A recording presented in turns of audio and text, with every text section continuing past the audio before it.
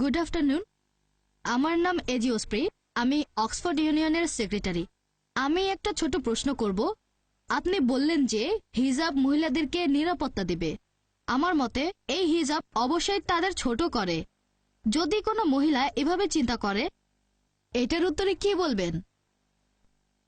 আপনার প্রশ্নটা যেন কি? আপনি আপনার লেকচারে হিজাবের কথা বললেন যে এটা নাকি মহিলাদের নিরাপত্তা দেবে। এখন একজন মহিলা যদি হিজাব পরার সিদ্ধান্ত নেয়, সেখানে তাহলে সে মহিলাকে ছোট করা হচ্ছে। বোন সুন্দর প্রশ্ন করেছেন। আমি বলেছিলাম যে মহিলারা হিজাব পালন করবে। এখন হিজাব পালনের সিদ্ধান্ত নিয়ে মহিলারা তো নিজেকে ছোট করছে, এটা তাদের নিচু করছে। পবিত্র কোরআন পড়লে দেখবেন কোরআন এবং ইসলাম এই হিজাবের বিধান দিয়েছে। তার মানে মহিলারা শরীর ঢেকে রাখবে, যে অংশটা দেখা যাবে সেটা হচ্ছে মুখ আর কবজি পর্যন্ত হাত।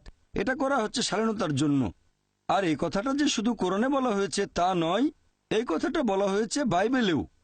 বাইবেল পড়লে দেখবেন 1 তিমথি অধ্যায় নম্বর 2 অনুচ্ছেদ 9 বলা হয়েছে যে মহিলারা শালীনতার সাথে তাদের পোশাক পরবে।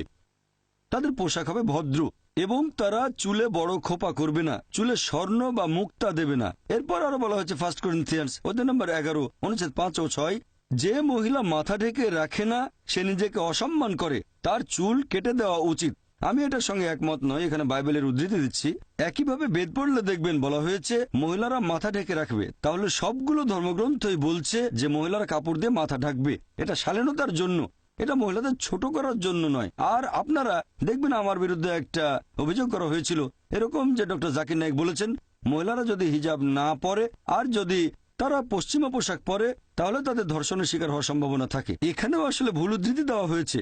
আমি বলেছিলাম যে মহিলারা খোলামেলা পোশাক পরলে ধর্ষিত হওয়ার সম্ভাবনা বেশি থাকে। আমি আরেকটা কথা বলি যে সানডে টাইমস পত্রিকা, যে পত্রিকা আমার বিরুদ্ধে খবর ছেপেছিল 1 বছর আগে 2009 সালে মার্চ মাসের 9 তারিখে সানডে টাইমসে এটা ছাপা হয়েছিল যে ব্রিটেনে প্রতি 7 জনে একজন মনে করে যেসব মহিলারা খোলামেলা পোশাক পরে তাদের আঘাত করা উচিত।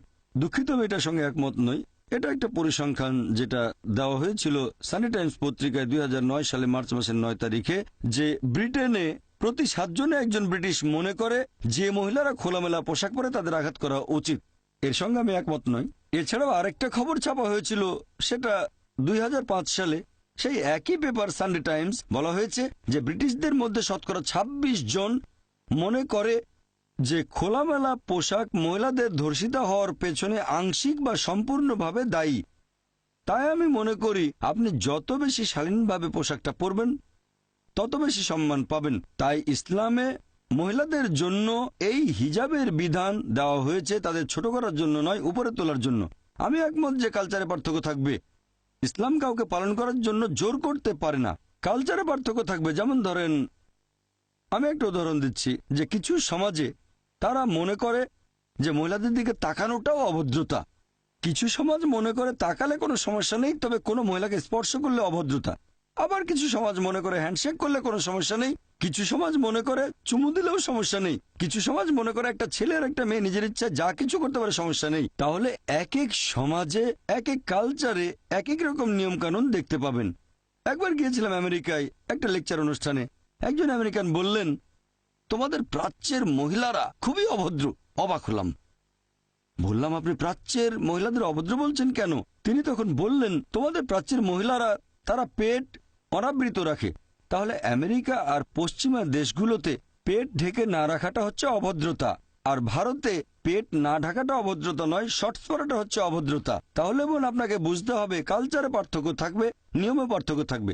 ইসলাম জোর করতে পারে না পালন করার জন্য। পবিত্র কোরআনে পরিষ্কার বলা হয়েছে সূরা বাকারা অধ্যায় 2 আয়াত নম্বর 256, দিনের ব্যাপারে কোনো জবরদস্তি নেই। তবে যদি একজন মহিলা হিজাব পালন করতে চায় কারণ তারা মনে করে যে এভাবে শালীন থাকবে, সম্মান পাবে, আমার মতে অন্য মহিলাদের দ্বিমত হওয়া উচিত না। আমি যখন যুক্তরাজ্যে গিয়েছিলাম তখন হাজার হাজার মহিলাকে দেখেছি আমি, যারা মাথা ঢেকে রেখেছে। তারা মনে করে এতে মর্যাদা বাড়ছে, কারণ হচ্ছে শালীনতা। আশা করি উত্তরটা পেয়েছেন।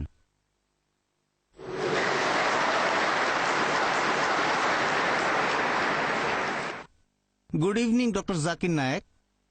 আমার নাম ডক্টর রামসি, অক্সফোর্ড থেকে, ইউনিভার্সাল পিস অর্গানাইজেশনের অ্যাম্বাসেডর। এছাড়াও আমি মুসলিম কাউন্সিল অব ব্রিটেনের একজন সদস্য। প্রথমেই বলবো আপনি অসাধারণ একটা কাজ করেছেন, আলহামদুলিল্লাহ।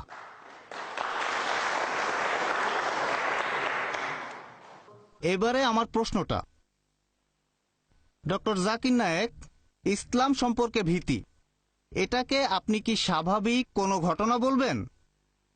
সেরকম হলে কিভাবে এটার প্রতিকার করা যেতে পারে? এখানে মুসলিম সম্প্রদায়কে কি কোনো প্রকার দায়িত্ব পালন করতে হবে, নাকি সামগ্রিকভাবে সেই সমাজকে চেষ্টা করতে হবে এই ভীতিটাকে কোনোভাবে কাটানোর? আমার মতে সব ধরনের ভয় তৈরি হয় যখন দেখা যায় জিনিসটা আমাদের অজানা অচেনা। ধন্যবাদ। ভাই খুব সুন্দর প্রশ্ন করেছেন যে ইসলাম সম্পর্কে ভীতিটা কি স্বাভাবিক ঘটনা, কিভাবে প্রতিকার করা যায়। এখানে কি মুসলিম সম্প্রদায়কে সেই দায়িত্ব পালন করতে হবে? হ্যাঁ, ইসলাম সম্পর্কে ভীতি আছে, এমন কি এই ২০ শতাব্দীতেও। আর আমি আমার লেকচারে বলেছিলাম, আমার মতে ইসলাম সম্পর্কে এই ভীতির অন্যতম একটা কারণ হচ্ছে এই মিডিয়া। এছাড়াও লেকচারে বলেছিলাম যে ইসলাম ধর্ম সম্পর্কে মিডিয়া বেশ কিছু ভুল ধারণা প্রচার করে থাকে। আমি এ ব্যাপারে একমত যে এখানে আমাদের মুসলিমদের দায়িত্ব হচ্ছে আমরা ইসলামের সত্যের বাণী প্রচার করব। আমি জানি মুসলিমদের মধ্যেও কিছু কুলাঙ্গার আছে। আমি বলছি না যে মুসলিমরা সবাই 100% ধার্মিক, সবাই ভালো। সব সম্প্রদায়ের ভেতরে কুলাঙ্গার আছে, মুসলিমদের ভেতরে। মিডিয়া এখানে কি করে, তারা মুসলিম সম্প্রদায় থেকে এই কুলাঙ্গারদের বেছে নেয় আর প্রচার করে যে এরাই হচ্ছে আদর্শ মুসলিম। আমাদের যেটা করতে হবে, আমরা প্রচার করব কোরআনের সঠিক শিক্ষাটা আর নবী মুহাম্মদ সাল্লাল্লাহু আলাইহি ওয়াসাল্লামের হাদিসগুলো।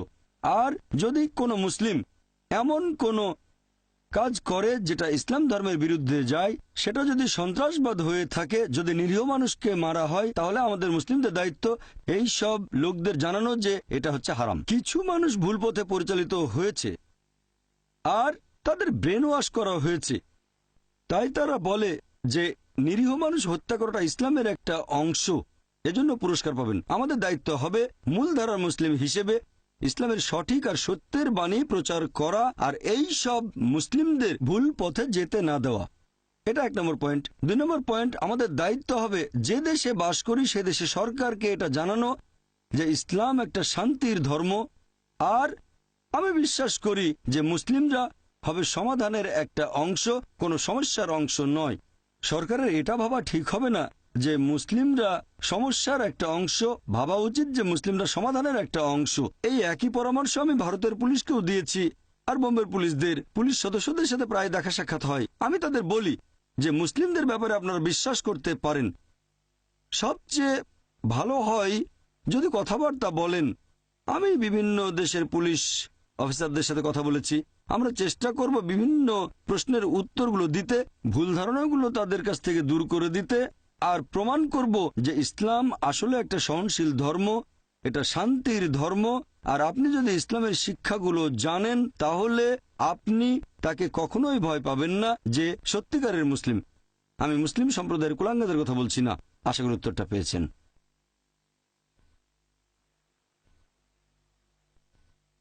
ডক্টর নায়েক, আমার নাম ইয়াসমিন, আমি ইউনিভার্সিটির ছাত্রী।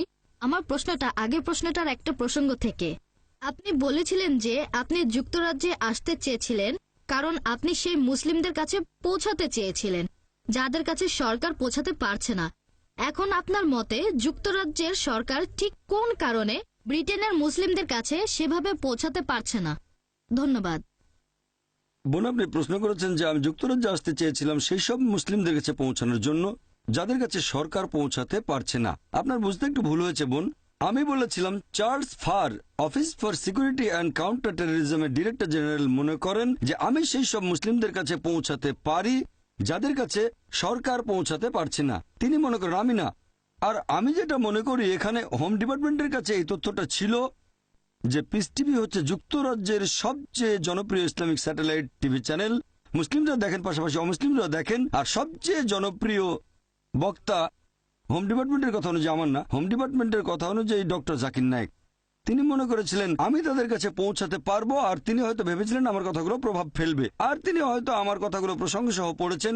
সেই কারণেই তিনি হোম সেক্রেটারি টেরেসা মের পাশ করা সেই এক্সক্লুশন অর্ডারের বিরুদ্ধে ছিলেন। আশা করি উত্তরটা পেয়েছেন। আপনার মতে তার যুক্তিটা কি ছিল? কারণটা কি হতে পারে যে জন্য সরকার মুসলিমদের কাছে পৌঁছাতে পারছে না?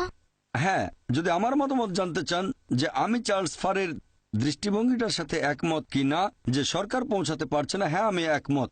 আমি তার সাথে একমত, কারণ আগের প্রশ্নের উত্তরে আমি বলেছিলাম সরকারের এভাবে ভাবা উচিত নয় যে মুসলিমরা সমস্যার একটা অংশ, সরকারের ভাবা উচিত যে মুসলিমরা সমাধানের একটা অংশ। কারণ এখানে অনেক মুসলিম আছেন যারা ব্রিটিশ নাগরিক, আর একজন মুসলিমের দায়িত্ব হচ্ছে যে দেশে বসবাস করছে সেখানকার আইন কানুন সবকিছু মেনে চলা, যতক্ষণ না তাকে এমন কিছু করতে বাধ্য করা হচ্ছে যেটা ইসলাম ধর্মে নিষিদ্ধ, অথবা এমন কিছু করতে বাধা দেওয়া হচ্ছে যেটা ইসলাম ধর্মে বাধ্যতামূলক। ভারতের কথা যদি বলতে হয়, আমার জানা মতে সেখানে এমন কোনো আইন বা সংবিধানের ধারা নেই যেটা ভারতের মুসলিমদের বাধ্য করছে এমন কিছু করতে যেটা নিষিদ্ধ, অথবা এমন কোনো কাজে বাধা দিচ্ছে যেটা ইসলাম ধর্মে বাধ্যতামূলক। তাই আমি একজন নিয়ম মানা মুসলিম আর ভারতীয় হিসেবে গর্বিত। তাহলে আমি ভারতীয় মুসলিম হিসেবে গর্বিত। সেরকম আমার মনে হয় অনেক ব্রিটিশ নাগরিক আছেন যারা আমার মতো করে ভাবেন, তারা মুসলিম এবং তারা দেশের আইন কানুন সবকিছু মেনে চলছেন, তাই তারা ব্রিটিশ মুসলিম। আমার মতে সরকারের উচিত হবে মুসলিমদের বিশ্বাস করা, আর তাদের যেটা করা উচিত তারা এটা নিশ্চিত করবে যে মিডিয়ার এই মিথ্যে প্রচারণা কুৎসা রটানো যেন বন্ধ হয়। সবচেয়ে সেরা দৃষ্টান্ত এখানে সেটা আমি নিজেই। বর্তমানে পিস টিভির দর্শকের সংখ্যা 10 কোটিরও বেশি। এরকম অনেকেই আছে যারা বলে যে আমি নাকি শান্তির দূত, তারা বলে আমি শান্তিপ্রিয় মানুষ। অনেক দেশের রাষ্ট্রপ্রধানগণ আছেন, এরকম অনেক দেশ আছে, অনেক। তারা আমাকে রাষ্ট্রীয় অতিথি হিসেবে ডেকে এনেছেন। আপনি কি বলবেন এতজন রাষ্ট্রপ্রধান, বিভিন্ন দেশের প্রেসিডেন্ট, প্রধানমন্ত্রী, রাজা, তাদের সাথে কথা বলেছি, আমি ডিনার করেছি, আপনি কি বলবেন তারা এমন লোককে ডেকেছে যে সন্ত্রাসবাদকে সমর্থন করে, যে শুধু ঘৃণা প্রচার করে? আমি এখানে বলবো এই পুরো ব্যাপারটাই আসলে কৌশলে নিয়ন্ত্রণ করেছে মিডিয়া। মিডিয়া দ্বারা প্রভাবিত হওয়া সরকারের উচিত হবে না, বা প্রভাবিত হয়ে সিদ্ধান্ত নেওয়াটা উচিত হবে না। তাদের কি করা উচিত? তাদের উচিত হবে সেই লোককে ব্যাখ্যা করার সুযোগ দেয়া। তাহলে আমার মতে তাদের ভেতরের ভুল ধারণাগুলো দূর হবে, আর আমি নিশ্চিত যে যুক্তরাজ্য বসবাসের জন্য একটা শান্তিপূর্ণ জায়গা হবে। আশা করি উত্তরটা পেয়েছেন।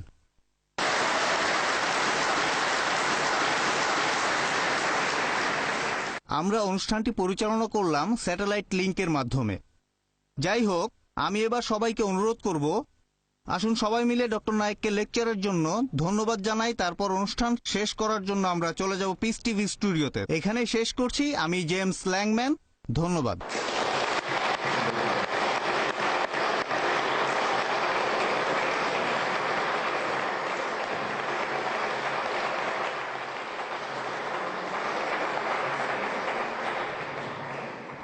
আমি আন্তরিকভাবে ধন্যবাদ জানাচ্ছি অক্সফোর্ড ইউনিয়নকে, বিশেষ করে অক্সফোর্ড ইউনিয়নের প্রেসিডেন্ট মিস্টার জেমস ল্যাংম্যানকে এই অনুষ্ঠানের আয়োজনের জন্য।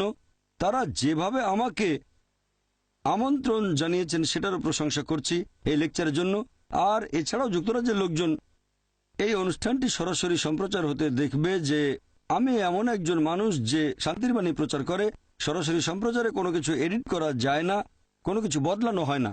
আপনি এই সরাসরি সম্প্রচারে ভরসা করতে পারেন। ইউটিউবের ক্লিপে সেই ভরসাটা নেই, সেটা বদলানো যেতে পারে। আমি আবারও অক্সফোর্ড ইউনিয়নের সদস্যদের আন্তরিক ধন্যবাদ জানাচ্ছি। আমি আশা করছি খুব শিগগিরই যখন এক্সক্লুশন অর্ডারটা বাতিল করা হবে, ইচ্ছে আছে আমি নিজে একবার অক্সফোর্ড ইউনিয়নে এসে সদস্যদের সাথে পরিচিত হব। সবাইকে অনেক ধন্যবাদ ও আখিরি দাওয়ানা আলহামদুলিল্লাহ রাব্বিল আলামিন।